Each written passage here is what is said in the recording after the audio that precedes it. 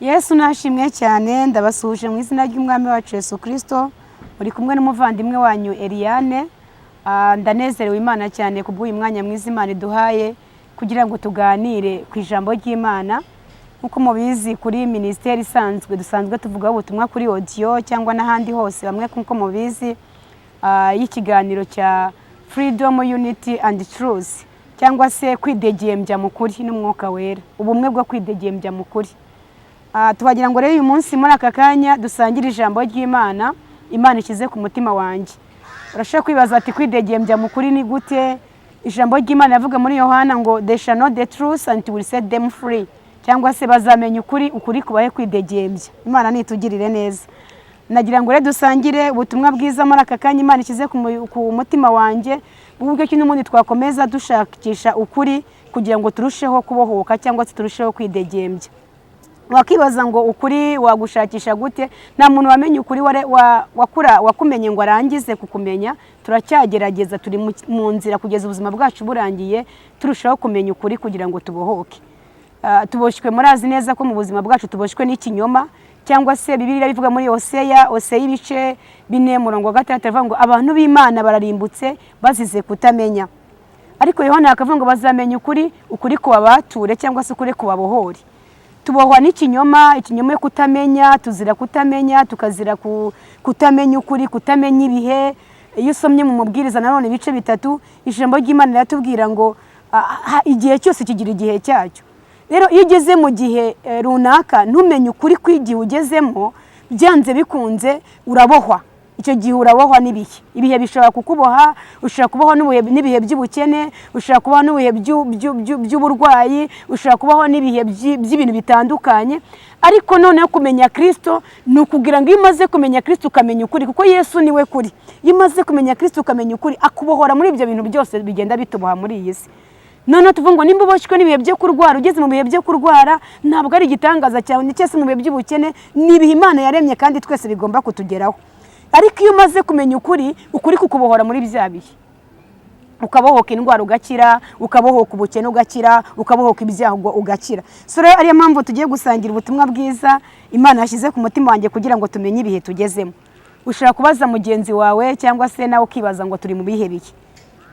Ntuze hari abantu benshi cyane batazi ibihe tugezemo, ariko hamwe no gusenga no kugirirwa ubuntu bw'umwuka wera, mwuka wera agenda atubwira ibihe tugezemo tukamenya uko tubyitwaramo. Turaza kuvuga ku nkuru cyane ziri mu itangiriro, mu gitabo cy'itangiriro, aho ijambo ry'Imana ryashaka kuburira abantu ba kera igihe kimwe ngo isi yari yuzuye ibyaha byinshi cyane, imaze kuzuza ibyaha byinshi cyane bibabaza Imana. Imana irababara, irangije irazisanga Abrahamu, iramubwira ati wari uzi neza yuko nababaye natewe agahinda nuko Sodomu yuzuye ibyaha byinshi. Sodomu irangije ibwira Abrahamu imugira inama, iramubwira ati rwose byambabaje ku buryo numva ngiye kurimbura Sodomu. Ibyo byose iyo ushatse gusoma ayo makuru kugira ngo yamenye neza, usoma mu gitabo cy'itangiriro ibice 18. Imana ibwira Abrahamu ko igiye kurimbura Sodomu, ibwira Abrahamu ko igiye kurimbura Sodomu. Biri mu gitabo cy'itangiriro ibice 18. Rero Abrahamu yari umuntu w'inshuti y'Imana, yari umuntu ubana n'Imana. Bibiliya itubwira ngo yaramubwiye ngo nta na kimwe kizaba ntakumenyesheje. Abrahamu rero niwe sokuruza wacu, nawe ubwawe waba inshuti y'Imana, ku buryo Imana ishobora kuguha message zibigiye kuba nawe ukaburira abandi. Imana nitugirire neza. Ibwira Abrahamu ati Sodomu ndumva ngiye kuyirimbura. Iyo usomye muri Itangiriro 19 ukamenya umurongo wa mbere avuga ngo abamarayika bagera i Sodomu abaho babagirira nabi. Yesu nashimwe cyane. Izi ni inkuru zose z'i Sodomu, ariko uhereye kuri 18 umurongo wa 16 ngo Imana ibwira Abrahamu ko igiye kurimbura Sodomu. Hari ikintu Imana yashyize ku mutima wanjye. Imana imaze iminsi ishyira ijambo ku mutima wanjye rimbwira ngo hari ikintu kigiye kubaho mu isi. None ntabwo ari Sodomu, ntabwo twavuga ngo ni igihugu runaka, ntabwo twavuga ngo ni umujyi wo mu gihugu cyo mu Rwanda, cyangwa tuvuga ngo ni umujyi wo mu gihugu cy'Ubugande, cyangwa ni umujyi wo mu gihugu runaka, ahubwo ni isi yose. Ibyaha byamaze kugwira mu isi ku buryo Imana ishaka guteguza abana bayo, nkuko twese turi abana b'Imana, abayumva bakayumvira nibo abana b'Imana. Imana nitugirire neza. Rero nagira nkubwire ngo uyu munsi turi mu bihe byo kuba maso cyane. Iyo umuntu atamenya ibihe, Abisirayeli basenze Imana cyane, ariko Imana ikababwira ati igihe cyo guhagarara muhagarare, bo bakagenda. Icyatumye banimbukira mu butayu ni ukubera bategeze bamenya ibihe. Ariko iyo tugize umugisha tukamenya ibihe by'Imana tukayumva tukayumvira, iyo usomye mu gutegeka kwa 2:28 aravuga ngo niwagira umwete wo kumvira Uwiteka Imana yawe imigisha izakuzaho. Buryo imigisha duhura nayo n'ubuzima n'umugisha. Ubuzima bwiza n'umugisha. Abraham yagize ubuzima bwiza agenda ataha akuze asezeye Imana. Ariko iyo utamenye ibihe n'ubuzima ushobora Satani ashobora kwiba ubuzima bwawe.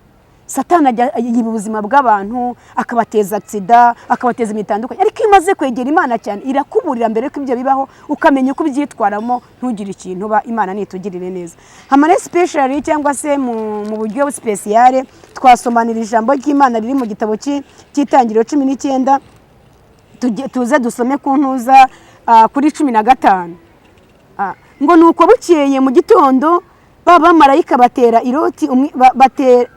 Loti umwete bati haguruka ujyane n'umugore wawe n'abakobwa bawe bombi bari hano kugira ngo utarimburirwa mu gihugu cy'umudugudu. Imana nitugirire neza. Iyi Mana yari imuhurira Loti ngo ahaguruke kugira ngo atarimburirwa muri icyo gihugu. Imana yari yamaze kumenya ko icyo gihugu kigiye kurimbuka. Irangije ibwira Loti ati haguruka uva aho hantu, haguruka uve muri ibyo byaha, haguruka uve muri ibyo bintu bitandukanye, haguruka uve mu bagenzi babi, haguruka uve muri ibi ngibi. Yari imuburira Loti ngo nahaguruke ahunge. Nende ndashaka kukuburira muri aka kanya. Sinzi bikurangaje, turangazwa n'ibintu bitandukanye. Ushobora guhura n'ikintu cyitwa ngo ni kiza ariko kikakurangaza. Bizi Sodomu ngo yari umujyi ukomeye cyane. Yari umujyi urimo abantu beza, yari umujyi urimo ubutunzi, bajya bavuga ko Sodomu yari mu butunzi bwinshi, yarimo n'abantu beza. Ariko baba bize byiza bituma baba bize bibagirwa Imana. Byiza byari Sodomu, y'amazu meza yari Sodomu, abantu beza bari Sodomu, hari abasore beza bari Sodomu, abakobwa beza bari Sodomu, ababyeyi beza bari Sodomu. Ibyo byose byagiye bibarangaza bituma bibagirwa Imana. Iyo turebye inkuru z'umugabo bita Satani nawe ageze mu ijuru amaze kugira mu rwego rwiza yibagiwe Imana arakoroka. Murazi ko ari ikuzimu. Rero nagira mbabwire ngo nawe Imana imira kubwira ngo ibyo urimo byose nimba ari n'akazi urimo ntuze wemere ko gatuma urangara ngo wibagirwe Imana. Nimba ari n'inshuti ufite ntuze wemere ko izo nshuti zituma urangara. Niwemere ko inshuti zikurangaza, niwemere ko imiryango ikurangaza, niwemere ko akazi kakurangaza, ibintu byose urimo nagira nkubwire ngo bamaso. Ndashaka kubwira abakobwa cyangwa se abasore cyane mbwire n'ababyeyi ngo mube maso. Ni igihe cyo kuba maso, tukaba maso gute? Ni igihe cyo kwegera Kristo cyane, ni igihe cyo kuba muri Kristo cyane, ni igihe cyo kuba maso tukegera Imana cyane. Imana nitugirire neza. Message rero nahawe niyo ngiyo. Ahangaha ukomeje ugasoma urasanga inkuru zihagije, ushaka gusoma amakuru ahagije urakomeza usoma inkuru za Loti. Imana yaburiye Loti ngo nava aho hantu, nubwo hari heza Sodomu, hari amazu meza, hari ibintu byose byiza, ariko kubera iki Imana yamuburiye nuko yari izi neza ko nubwo hari byiza bishaka kumurangaza ariko akarimbukana nabyo. Loti rero yumviye Imana afata umugore we nyine n'abana ava Sodomu nubwo hari heza. Yumviye Imana arahava. Akimara kuhava Sodomu irarimbuka. Icyama nawe ukumvira Imana, ndakwifuriza kumvira Imana. Iyi message ndifuriza umukobwa unyumva ngo yumvire Imana, agira ibintu avamo. Umusore unyumva yumvira Imana, agira ibintu avamo. Umubyeyi urimo kunyumva yumvira Imana, agira ibintu avamo. Naho byaba byiza ariko banze ibi bintu ko ari byiza mbibanyemo n'Imana. Izi nzu kari nziza nzibanyemo n'Imana, izi nshuti kari nziza nzibanyemo n'Imana, aka kazi kari keza nkabanyemo n'Imana. Ubwire mugenzi wawe uveyo kandi uburire n'abandi. Loti akimara kubwirwa iri jambo yaburiye n'umugore we n'abana bavayo bose bararokoka. Nawe rero ndakubwiye ndakuburiye nkuko Imana yagize umugisha ikamburira, nawe ndimo ndakuburira, nawe ugenda uburira abandi. Imana nitugirire neza. Ndabakunda cyane. Reka dusengere ijambo ry'Imana. Imana Data, Mwana, Mwuka Wera, Imana yo kwizerwa no kwiringirwa, Imana idukunda kandi ikatwitaho. Ndasengeye umuntu wumvishije ubutumwa mukunzi mwiza, nyemerera umuha amatwi yo kumva no kumvira nkuko wumvishije wabanye na Loti ukamuha kumvira, akava Sodomu n'umuryango we wose n'ibyo byose yanangiza akarokoka. Ndasengeye umuntu wumvishije ubutumwa nawe reka Mwami Imana ugira ahantu mukura, umuhereza ubwenge bwo kwisuzuma, abanza arebe ibintu arimo. birashobora kuba ari byiza ariko yabirimbukiramo, birashobora kuba ari bibi kandi nabyo yabirimbukiramo. Ariko ndamusabiye ubwenge kugira ngo abanze yisuzume, amenye ahantu ari, kugira ngo nyakubaha Imana amenye ahantu ari n'ibintu arimo. Muhereze ubwenge bwo kugira ngo azi iruhande rwawe asohoke Sodomu. Warambwiye ngo isi yose ngo ugiye kurema isi nshyashya, icyamuye umuntu akava i Sodomu Mana akazaba mu barokoka nk'uko Loti yaharokokeye. Erega na Aburahamu nubwo Sodomu yari nziza cyane, yarakumviye ajya ahantu habi, wamuhera umugisha. Mana icyamuye umuntu akakumvira atiteye ku kintu icyo ari cyo cyose, kuko wambwiye ko uzamuhera umugisha aho azaba ari hose. Ndamusengeye ngo umuhe amatwi yo kumva no kumvira. Ndasengeye umukobwa n'umuhungu bahe ku matwi no kumva no kumvira. Ababyeyi bumvishe message bahe amatwi yo kumva no kumvira, kugira ngo batazarimbukira mu byo bita byiza cyangwa se bibi. Ni mu izina rya Yesu Kristo mbisabye nizeye, amen. Imana ibahe umugisha mwinshi, ndabakunda cyane.